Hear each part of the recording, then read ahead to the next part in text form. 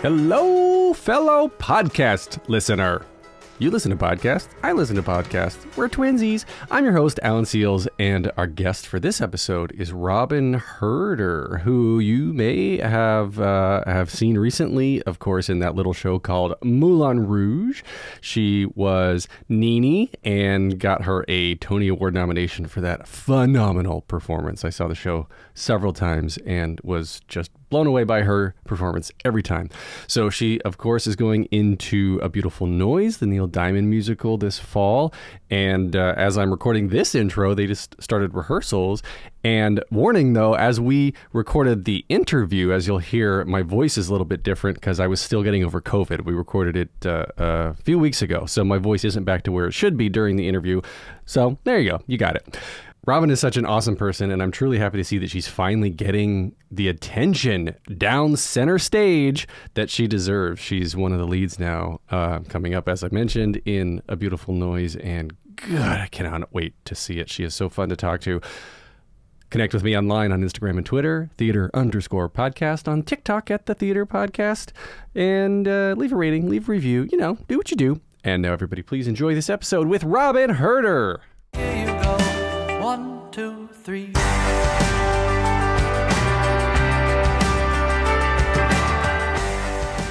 Today's guest is truly one of my favorite people. She just seems so incredibly nice. She may be best known for originating the role of Nini in Moulin Rouge, the musical, which earned her a Tony Award nomination.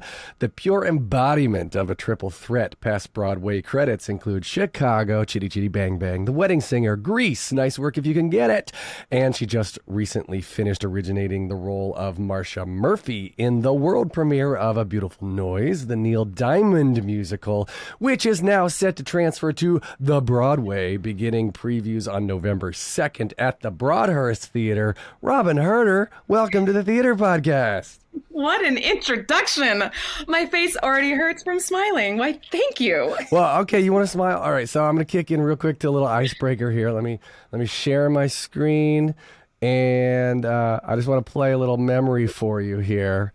Here, hold on. I am old school and I stuff my turkey. I jam her. I do not do the aromatics. I don't do any of it. I put the stuffing in the turkey. You do. Hold on 1 second. Stay. Stay. Don't you fall down, girl. Oh, she's falling. I'm picking up quick. All right, so... You cannot write that shit. You can't write it. Like, I was blessed by the content gods that evening. So for those listening and not watching, that was Thanksgiving 2020, what was a 10-pound turkey? How big was that turkey? Oh, it was 24 pounds. 24-pound turkey in a bag, fully brined, fell off your kitchen counter and burst.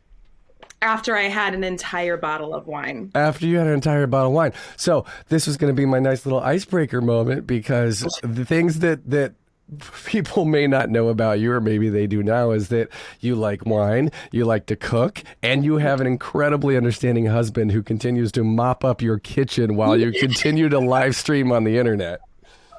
Literally, he did not want to be on camera, but he was silent, and he was so upset but still understanding at the same time. He is truly amazing. Just like I think there's one part in there that I'm barefoot and I'm like tap dancing in turkey juice. Like, I'm a disaster. Like that.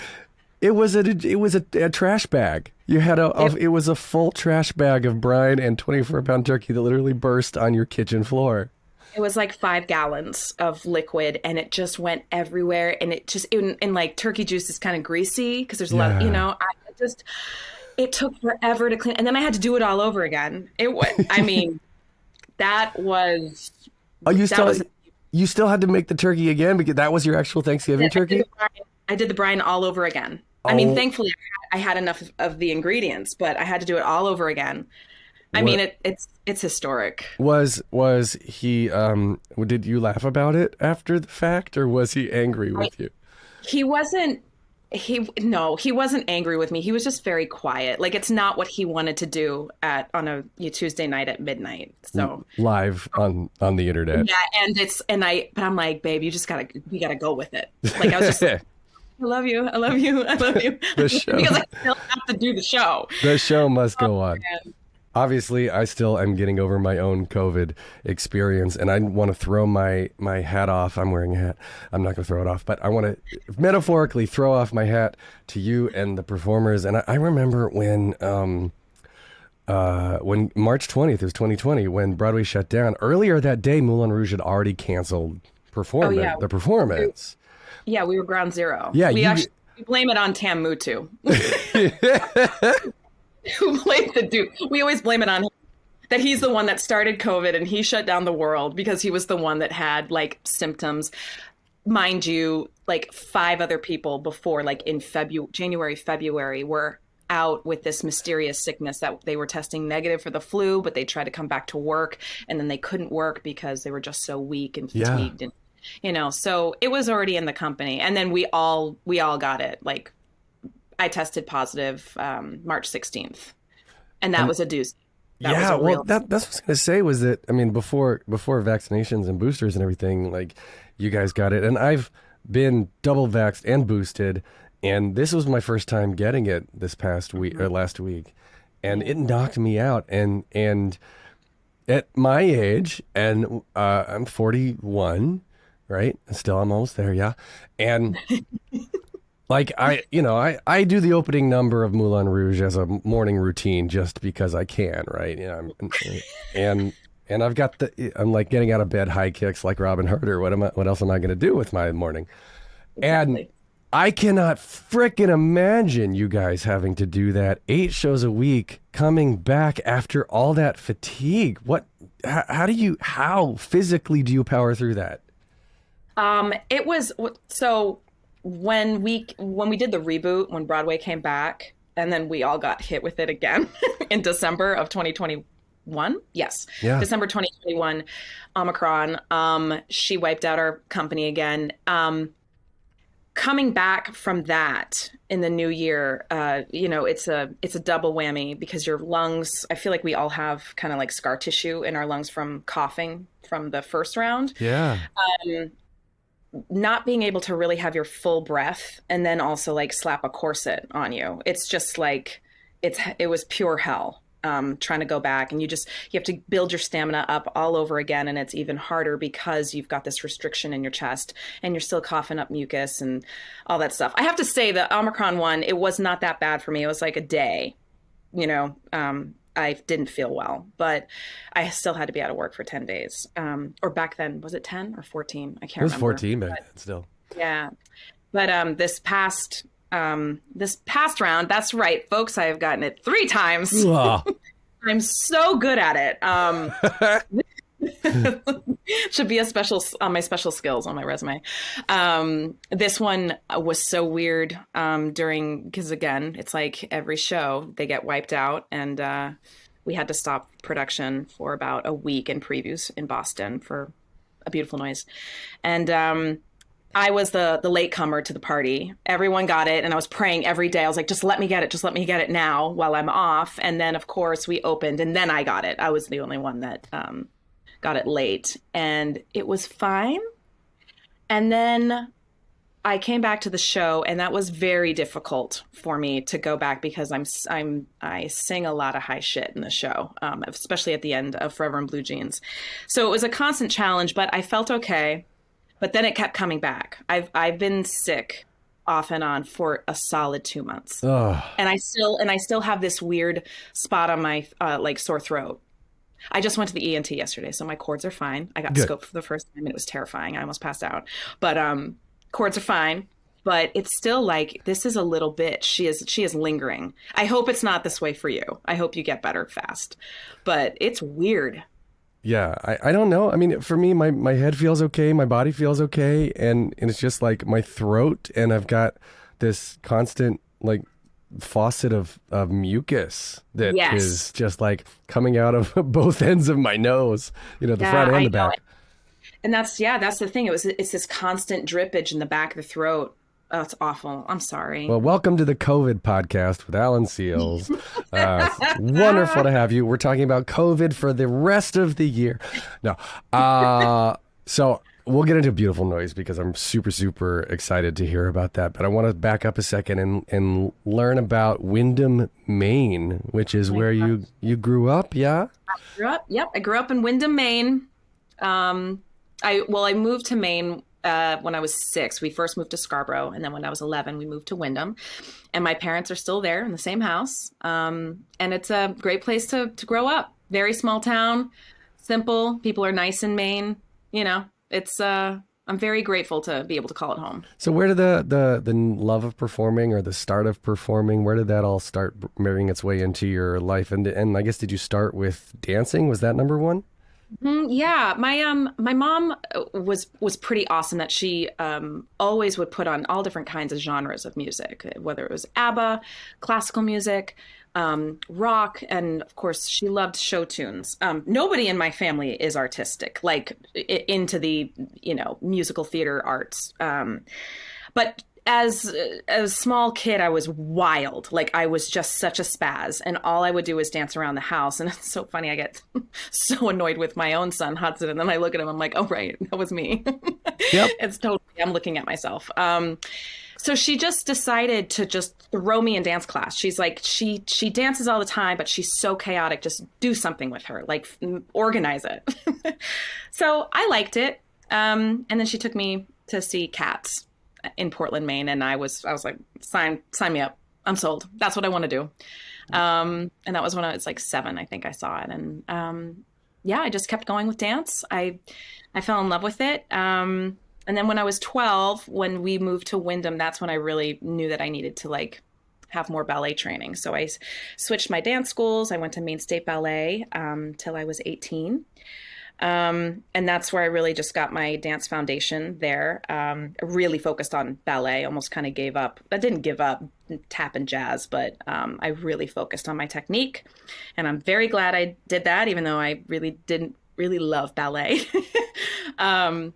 But yeah, it wasn't until I was about 16 that I started taking voice lessons and really like doing little community theater productions. And it was when I was 18, my community theater Portland Players, Ed Reichert was the director of Jesus Christ Superstar. And he gave me the role of Mary Magdalene. And then I quit ballet. I was like, this is what I want to do. I want to be it was like my first taste of like being a star, like like a principal, like I was a star of the show. And that was it. That was my growing up in Maine. Just like, Cats is a very dangerous gateway drug. Cause it really is. Because it can make you even want to go dancer or singer, which are two equally dangerous and hard professions, or do both, which is what you've ended up doing. It's very funny. So you started dancing, and then do you think at that point you wanted to continue? You said you didn't like ballet very much, but before you started taking voice lessons at 16, I guess, did you know you wanted to do musical theater or more traditional dance? Yeah. Like, what was the end goal originally? I wanted to be a star on Broadway. Like, I just was like, I don't want to be, I want to work my way up. I'm a classic goat Capricorn. I like to climb up the mountain. I don't want to just like get there. I want to go on the journey and learn as I go. It's so true. I've never I do. seen it. I know. Yeah. Climbing up the mountain. I like to take my staircase. I always wanted to do it, but I knew dance was always my first love. And I knew I was a very, very dedicated hard worker. And I knew that to stand out when I wanted to finally audition in New York, I needed to have the proper technique, not just a jazz dancer, even though that was what I really loved to do. When I saw my first Broadway show was Damn Yankees. I've told the story a million times, but I don't get sick of it. It was starring Bebe Neuwirth as Lola. And when she came out of the ground on a chaise lounge chair and pink bustier and garter belts, and I just said to my mom, I'm like, that's what I want to do when I grow up. And she's like, okay, honey. Yeah, I was 11. And I did I'm on stage wearing a bustier and garter belts, being bent in half and, living my dreams. So Did your parents show a lot of support initially? I mean, you kind of joked around that they were like, all right, yeah, sure, Robyn. But were they like, you need to get a fallback or you need to go all in? Or were they indifferent? No, you know what? They're so amazing. They never ever said anything about a fallback. They never pressured me going to school after I graduated high school, even though I did end up going. I auditioned around. I could have gone to Boston Conservatory or AMDA or Marymount Manhattan, but I ended up going to University of New Hampshire because I'm a normal person and I really I wanted to party and take a little step away from the parents, but not too far. And I did the theater program there for a little bit, but my sophomore year, I told my mom, I said, I think I made a mistake and I need to go to New York. There's a week of auditions. Can I just skip school and just try it? I'm so sick of just sitting in a room, having people critique me about my auditions. I just want to do it so I can learn that way. And she said, go right ahead. And I did. And I got all the jobs except one. I got 5 job offers that week because I was just an asshole. I didn't know any better. I was just like, wee, Broadway. It's just so ignorance is bliss kind of thing. I was 19 years old. And I asked my mom, can I take one? She says, of course, go. This is what you want. They always believed in me. My parents they never, ever doubted my decisions. All through my teenage years, I was so aggressive in a sweet way, but I was so aggressive and determined with everything I did, with the arts, with ballet, with taking voice lessons, with getting into the community theater area, or, you know what I mean? They never ever doubted me, and thank God. They were just such a supporter. But they saw me on stage, and it was really when I was on stage performing in my dance recitals. My parents were like, "You're special. I know you're my daughter, but we can't take our eyes off you." So I think they trusted me, and they still do. Everything that I get, what I audition for, what I want to do, what I don't want to do, have always been so supportive. Always. Have you ever taught? Do you teach young kids? That was my only job in high school. Really? Is I taught dance, and I'm good at it. I really do love teaching. And I've taught a few, master classes here. I've gone to workshops, but it was not lately. I haven't done it probably. Well, I did it a lot during COVID, during the shutdown. The reason I asked is because I saw Moulin Rouge with you in it several times, and you're right. Even with the tango number aside, where obviously you're just 2 of you on stage, but in an ensemble, the eye is drawn to certain people for certain reasons, and I can always pick Robyn Hurder out of the ensemble. I can always pick you out of a crowd because there's, like your parents were saying, yeah, you're our daughter, but there's something special. There's an it. You always talk about, you hear about the it factor or whatever the case is. So when you're teaching, now at this point in your career, Tony nominated, you're originating now your second role, and you're at this great place. In looking back, we're talking about young Robyn, where you're like, all I wanted to do was be on stage and do this and this, and now you've done it and you're doing it. So how are you translating that back to can that be taught? Are you translating this back? Because there's people doing the moves and there's people embodying the moves, and that's distinctly different. And I don't know I would not know how to teach that. Yeah, well, I think that when you say something, I always, when I'm outside an audition door, and it's the worst. I hate auditioning. I always breathe, and I always say, Robyn, you're special.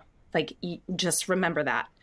And it's not, I don't want to say it's not something that can be taught. I just think that if you have the capability of truly, truly believing in yourself and really, really wanting it so bad, it can happen. I truly believe that. And when it comes to dance and movement and being on stage, I always say this in my classes when I do teach. I said, you do steps to counts. You dance to music. So, and that's usually what I really focus on, and what really gets me jazzed, no pun intended, when I do teach classes and I see the kids or young adults, when it switches where they listen to the rhythm of the lyric or the bass line and they start dancing to that. That's how I've always been with dance. And that's why I never use counts. I'm always like, ooh, ga, di, da, bo, ga, ga, You can teach it in a way that like you can let them relax, let their hair down, and let them actually go into the music and feel it that way. Then you're actually truly like expressing your true self rather than just doing steps. Does that make sense? Yes. My silence came from the fact that I was trying to figure out if I wanted to ask you about LSD and psilocybin. Literally, when people are on, when they're tripping or they're on psilocybin or whatnot, they've unlocked this extra perception in their brain, right? And people who are blind take acid and report seeing colors, and people who are deaf can hear like it just reactivates all these other different parts of you. So when you're talking about dancing to music in a way that's not count based, it's not rhythm based, you're feeling your music in a way. I was just going to ask you, I was like, it's I think you would be amazing, like doing an ayahuasca journey and choreographing a dance, or doing something where you've like a super high just on pot, which is legal here in New York, and just choreographing, going so far down the emotional rabbit hole of feeling the music and just seeing what comes out. Oh, well, I mean, I could, but dance and music is kind of the drug itself. When they're combined, with Cassie, with the dance break, there's a certain part in the dance where you're dying. It's like I'm gonna piss my leotard because I'm so tired and I feel like my legs are gonna give out. But there's this moment where you've just done this menage around, you do this big circle, and then you do this big jump, and then you put your arms up and you put your arms down, and the whole stage turns red. And it's called Heat Wave. And there's a few moments, well, it was every night in New York City Center, that it's like, it's outer body. Like, I don't even know it. The music and the lights and the stage, and you can feel the energy of the audience behind you. It literally it transports me into a different world where I start to forget about the fatigue and the pain that I'm going through at that moment, because I've been dancing for 6 minutes now. That is like a drug to me. I don't do drugs, so I don't really know what it feels like. I mean, I do drink a lot, but I'm not a drug girl. But that, to me, it's so euphoric that I guess that's how I would think it would be to be on drugs. It sounds like your version of runner's high. Yes. Yeah. And there's like moments in Roxanne, like when I am man, I mean, it's again so painful and I'm so tired, and but when I'm like being flipped up, so the boys are throwing me up in the air, slamming me down on the ground, taking my leg, dragging me across the floor, and you just hear this music. You hear all the violins, and it's like there's nothing better than that kind of high. Mm-hmm. It's crazy. I mean, it was very painful, but I'm so grateful that I get that's the job, and I got to feel that every single night. Someone asked me literally yesterday, they're like, why is theater important? Like, just general open question, why is theater important? And I was like, storytelling, dancing, and singing are some of the oldest forms of communication. And to add on to that, what you just said, I think, is probably some of the oldest form of dopamine release, right? Of chasing that high, of getting that validation of, like, you know, edge of my seat, horror story. We all went on this journey together. Let's do that again. That felt so good, right? Yeah, and then and the thing is, we're not watching it on a screen. We're human bodies, and I don't think people understand just how powerful and important energy is between humans. Oh, yes. And that's really why I perform. I love human connection. Like I just love talking. I'm very straightforward. I'm very transparent and authentic. Like you will always get me. I don't ever put up a front. And I think that's also a reason why maybe people are attracted to me on stage is because I am, especially in Moulin Rouge, I am looking into your damn soul. Like I will grab your eyes, or in Chicago, you can break that fourth wall in shows like that. But even in any other show I've done, it's always about the audience and that type of live human energy connection that just keeps rotating, bouncing back and forth. We're making the audience feel something, and that energy vibrates and that comes back at us, and it's just like fuel, and you just keep bouncing back and forth. I mean, it's a pretty awesome job to have. I agree with that, and it's hard work, but the reward is so incredible. I mean, I've said it. Making people feel good, like you're making people feel good. Yeah, especially in the next show I'm about to do. Well, let's pivot there. I think A Beautiful Noise, Beautiful Noise, Neil Diamond musical.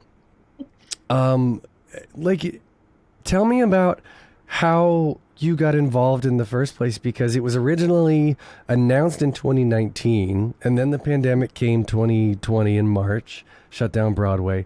Were you already part of readings, workshops, like the secret stuff while you were still in Moulin Rouge? Nope. Really? I had heard about it, and I was like, cool. I had a couple friends that did some of the workshops, and they were like, Robyn, this is going to be a really good show. The music's, the arrangements are amazing. And I was like, oh, cool. But am I like the biggest Neil Diamond fan? Well, now I am. But like before, it's like, it's the classic, oh yeah, my parents love him. And I know a couple songs. But I never in a million years would think that I was going to have my biggest role to date in the Neil Diamond musical ever. I wasn't a part of it at all. I had left Moulin Rouge in February of this year, and I was chilling out. I had a couple things planned for the summer. And then it was mid-April, and I got called in. Oh, hold on. Let me back up because this is very funny. I actually did audition for it, and it was for the Ellie, Greenwich and Rose part, which is, a Brooklyn. Ellie is a Brooklyn record producer, and Rose is Neil Diamond's, Yiddish mother. And I was like, this is not correct. But my agents were like, no, I think this is the right move. But we didn't know what the musical was about. And I was like, I just don't think I'm a 50-year-old Jewish mother. and and I went in, I was a good sport, and I went in, and it was the weirdest audition. I was like, as I left the room, I was like, bye. And I just like kind of with my tail between my legs, and I just like ran out of I was like, that was so wrong. Anyway, that was July of 2021. Yes. Cut to April of 2022. I get an email that says A Beautiful Noise, and I roll my eyes. I'm like, if they are going to call me back in for this, like, I'm just not right. It's embarrassed. Like, I can't do it. Like, I can't do a a Yiddish accent. It was terrible. Anyway, then I see that it's for Marcia Murphey. And then I call up my friend. I'm like, hey, is this the role that you said I should be doing like a couple years ago? And she's like, yes, you'd be great for it. She sings this. So I go in, and I get the job. And it rehearsals started 2 weeks later. It was a last minute replacement. I thought you had left Moulin Rouge to do this, with this knowing it was coming. So that's no, I didn't. I actually left because I speak about this openly. I actually left Moulin Rouge because I was pregnant. And then I had to leave immediately because, corsets. And then sadly, I did have a miscarriage. So I just kind of laid low, and I was like, well, I have a couple, gigs in the summer. I'll just chill out. And then this happened. And I just have to throw your hands up to the universe and be like, okay, I'll get in. I'll take the ride. And, I'm just kind of going with it. And it's been such an incredible experience working on this show. Like it's really, it's just like, it's a gift. You don't understand why things happen in your life at that moment. And then you don't even realize that you've been given another kind of gift. My other love, I love family. That's my number one. But I'm also like, I can't survive without this. This is part of my blood as well. So it's just an amazing opportunity. And I'm really, really grateful. And it just came out of the blue. It literally like fell into my lap out of nowhere. And I was like, oh, Neil Diamond. Okay. I know those words. Yeah, I know. So yeah. And now I cannot believe, because that audition felt like 2 weeks ago, and we're about to start. I'm going to start rehearsals in like 3 weeks. So 2.5 weeks. So, and he's been part of the rehearsal process too. Like, so you're singing Neil Diamond to Neil Diamond while he's shaping the Neil Diamond show.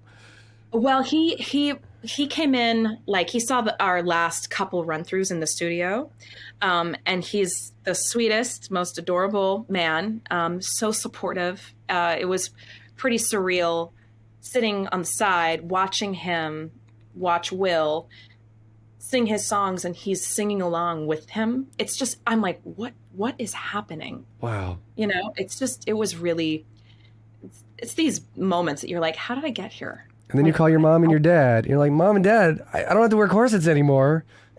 Just my butt is covered now. So. That's fair. That's fair. And I guess so. Marcia Murphey is the character that you play, which is Neil's second wife.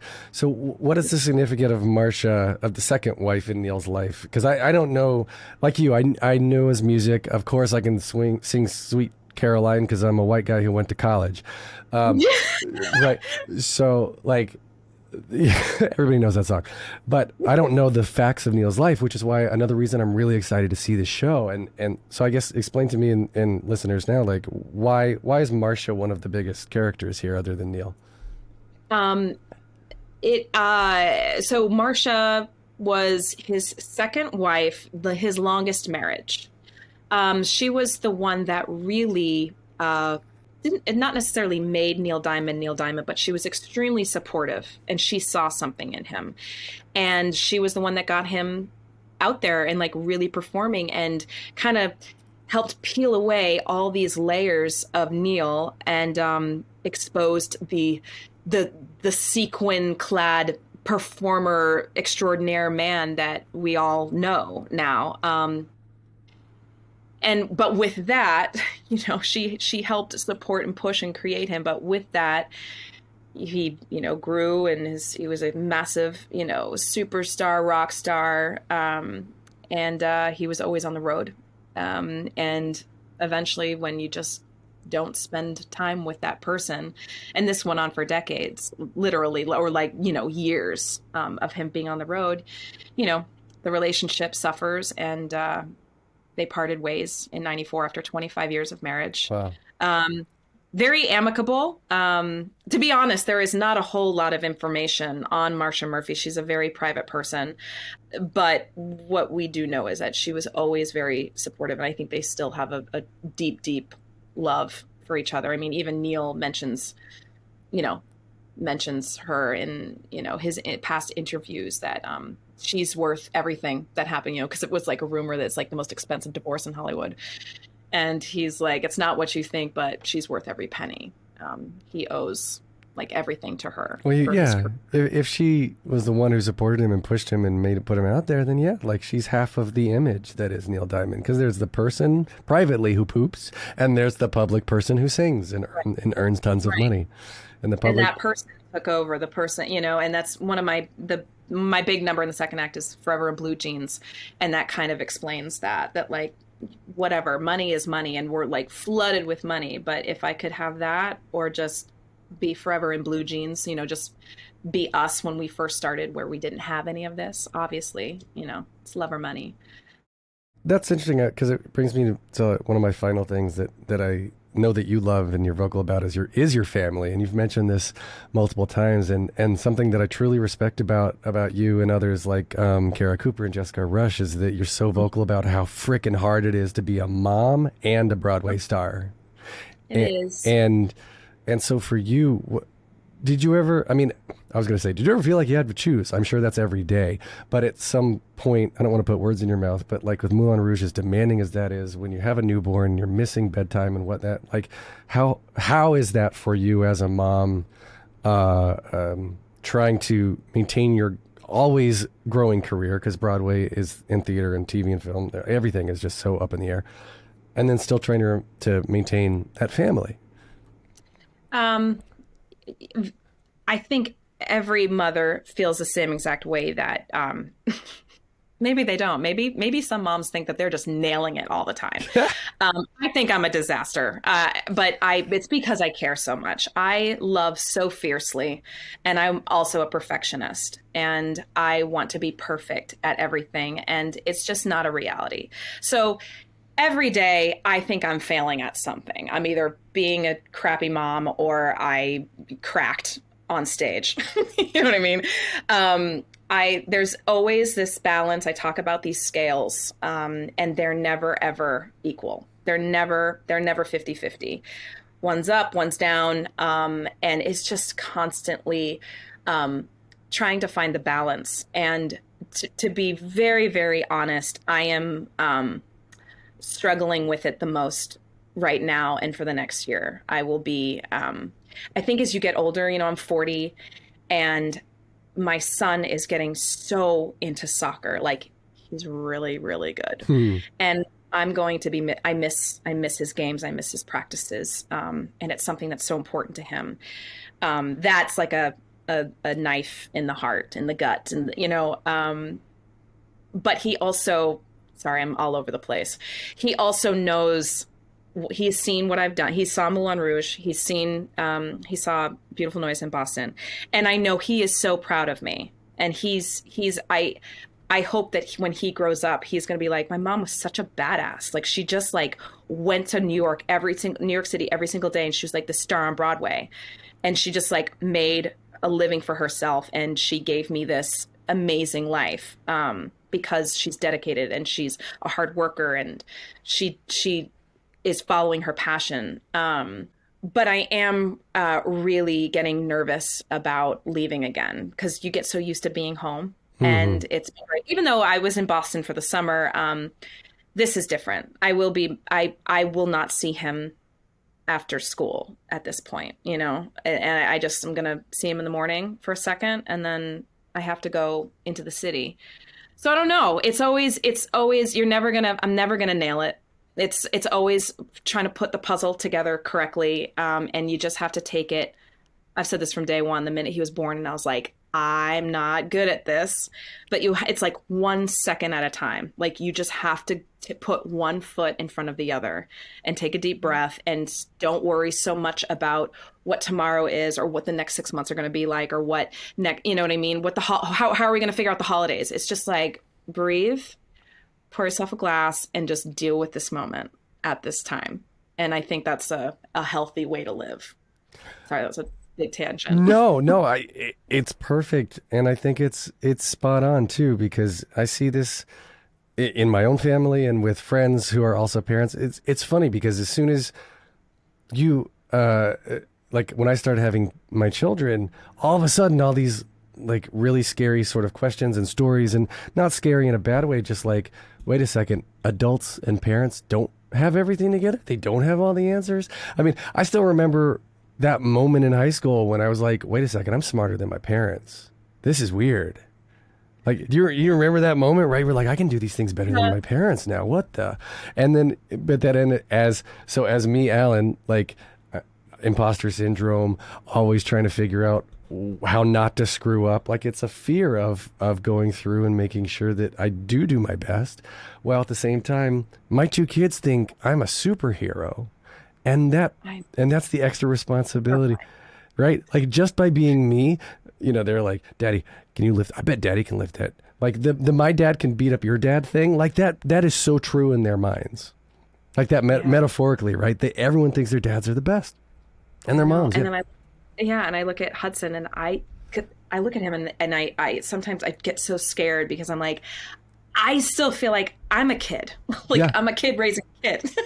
I'm like, how did my parent, and now you think back to like when I was his age and how I looked at my parents, and I had no idea my parents had these worries that we were this month we were low on money, or how are we going to pay for that? It's like, holy crap, it's stressful. And then trying to do, a career.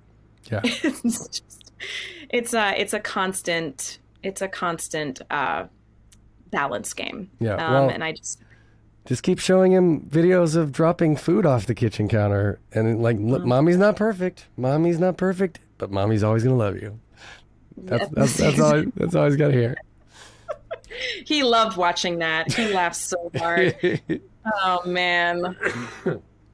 All right, so 3 closing questions I use to wrap up every episode. The first one, just very simply, is what motivates you? Oh my gosh, what motivates me? It's my family. My home life. I wake up every morning and I look at my house and my family, and we're all healthy, and it keeps me going. I'm like, it's like a drug, and I'm like, ooh, I'm going to keep working hard so I can have more of this. I like that. All right. So then the second question, what advice would you give to your younger self and younger people listening now, starting out down a similar path? Oh, well, honestly, what I would say to my younger self is keep doing what you're doing. I seriously, I wouldn't have done it any other way. Looking back, I think I really had a good head on my shoulders. I didn't give a shit what anybody said. I was going to get what I want. And I had a straight path forward, and I'm doing it. And I keep doing it. So I'm like, keep doing what you're doing, kid, because it's going to work.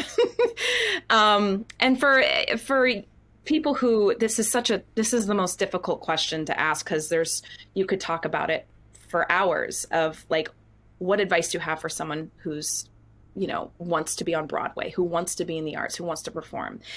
And generally, my general advice is that there is only one you, and don't try to be anybody else. It's very easy to walk into an audition room, and if it's a dance call, you're looking at every other girl. I never looked at the girls. I looked at myself in the mirror. It's like, if you just focus on yourself, and it's, as cheesy as it sounds, if you truly believe you have something special, and you're gonna show them. I truly believe it reads. They know an imposter when they see one. They know when someone's desperate. They know when someone is not being their true self.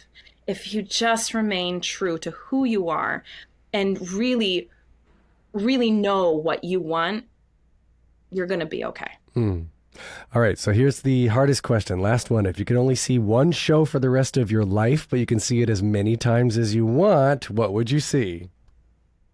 Damn Yankees. Oh, that's a new one. I don't think I've ever heard that. Well, this is the thing. It was my first Broadway show.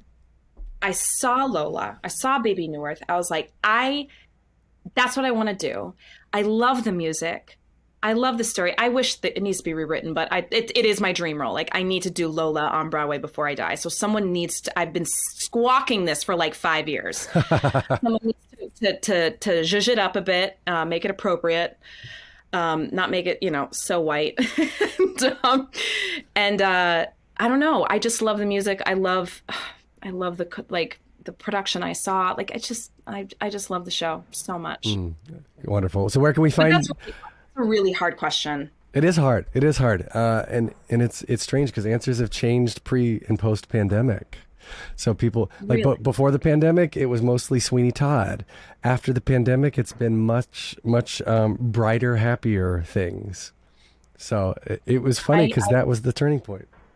Wow. No, I want classic big band musical theater. I like to feel happy when I leave the theater. So where can we find you on the social medias? Oh, you can really Instagram. Instagram's like my website. It's just Robyn Hurder. It literally is. People are like, do you have a website? I'm like, yeah, it's called Instagram. I made it. It's cool. Facebook bought me. I put everything on there. I'm an idiot. But I like to mix it up. I like to be, I want to give humor mostly, I look at Instagram like candy. It's like a candy shop, Well, Playground. I have, yeah. I'm on thetheaterpodcast.com. I'm on Instagram and Twitter at theater_podcast. On Facebook for, our parents, /official theater podcast. Rate and review, spread the word. I'm on TikTok. I don't know what I'm doing there, but I'm on TikTok. Thank you to Jukebox the Ghost for the intro and the outro music. And Robyn Hurder, thank you so much. I apologize for my COVID voice and my COVID brain fog and my inconsistent ramblings. You've been incredible. Thanks. This has been a lot of fun. I loved it. Thank you. And break so many legs. I'm looking forward to seeing the show when it opens on Broadway. Thanks. Take a deep breath, make the world a little colorful.